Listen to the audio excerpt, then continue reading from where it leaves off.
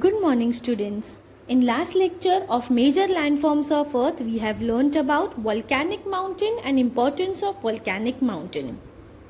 In today's lecture, we are going to learn about different landforms of earth. The different landforms of earth are mountain, desert, valley, plain, plateau, coast. Right? So in today's lecture, we are going to learn about plateaus and valleys. If you can see this land, this is a flat land. It is also known as plain or low-lying areas because you can see it is a flat. This is mountain, uplifted land. Right? The land is uplifted to a certain height. Then comes hills, which is little less in height than the mountain, uplifted to a little height. Then in last lecture we have learnt about volcanic mountains. So you are very well known aware with the volcanic mountains. And today we are going to learn about plateaus. Plural of plateau.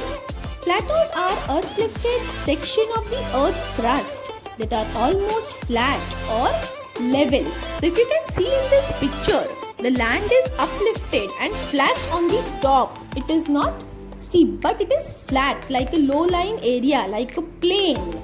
So that is why a plateau is also known as plains in the air or plain in the air or table land. So this is plateau. Also plateaus are of great economic value. You know why? How it can be of economic value, how it will help in countries' economic development, how it can make money. Because the South African plateau, for example, yields gold, diamond, copper, manganese, chromium. So different plateaus are rich in different types of minerals. For example, Western Australian plateau is rich in gold and iron.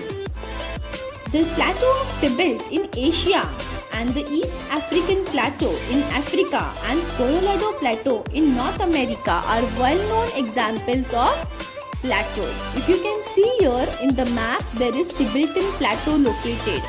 Same way, different plateaus are in different countries. For example, in India, the Deccan Plateau and the Chota Nagpur Plateau are good examples of farmer that covers a large area and is very fertile. So the Deccan Plateau has very fertile soil.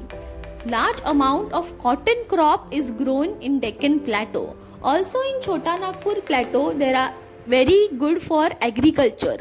So many plateaus are very good for agriculture as the land is very fertile over there. So many crops can be grown over there. Also the plateaus of India like Chota Nagpur Plateau, Deccan Plateau is a storehouse of mineral wealth. So different type of minerals can be found here. So also with the help of that minerals, different products can be made, right? And the economic value of these plateau are great importance because from these plateau we can make money. Our country can make money out of it.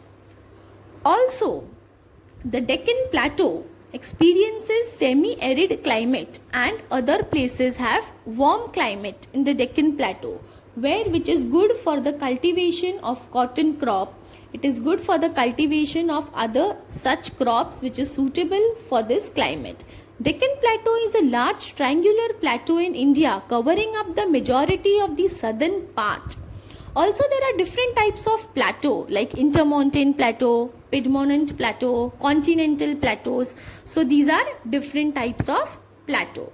Then we are going to learn about valleys. What are valleys? A valley is a lowland area between higher lands such as mountain. So valleys are low-lying land between hills or mountains formed by an exogenous process, means outside process, like the river flowing down from the mountains. With the river, the speed of the river, the volume of the river, with it silt comes, rock comes, pebble comes. Due to this movement of the river, flowing down of the river of a great speed, what happens? Valleys are formed.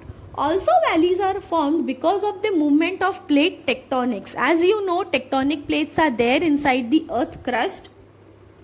So because of the movement of the plate tectonics, its collision, also the valleys are formed. Now, a rift valley is a type of valley that is formed when the land between the two fault sinks. In other words, the land between the two block mountain is a rift valley. The Narmada Valley is in India. The Nile Valley in Egypt are example of rift valley. The V-shaped valley, the river cuts down like a saw. This happens in the upper part of the river and makes the valley go deep, and then it takes a form of V-shaped valley. Rain erodes the edges to make it wider at the top. If you can see this picture, vertical erosion is dominant. This is forming of V-shaped valley because of the flowing of the glaciers. Valleys may or may not have a river flowing through them.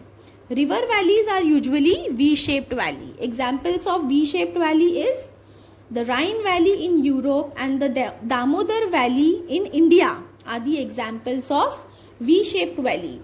Also, V-shaped valley. How does V-shaped valley form? So vertical erosion in the river channel, weathering of the sides of the valley, mass movement of the material down in the valley sides. Then material is gradually transported away because of the river. As the river flows through the valley, it forces to swing from the side to side and resistant rock are outcropped. As there is little energy from the lateral erosion between the higher lands creating interlocking paths. So these are all the reasons how, or all the formation how the V-shaped valley is formed. Example is Rhine Valley in Europe and Damodar Valley in India. Now there is one more valley formed by glaciers, by the melting of glaciers. So that is U-shaped valley. Many such glaciers are present in the Alps mountain and Himalayas mountains, which helps in the V-shaped valley. Now also questions can be tested. What is V-shaped valley or what is U-shaped valley? So answer will be valleys may or may not have river flowing through them. River valley are usually called as V-shaped valley. Vertical erosion in the river channel is due to V-shaped valley. How are V-shaped valley formed? Or how are U-shaped valley formed? Valleys formed by the glaciers are U-shaped valley. And where are these valleys found? In Alps mountain and in Himalayas. Also the question can be tested, what is plateaus and why are they of great economic value? So you should be able to answer after this lecture. Thank you.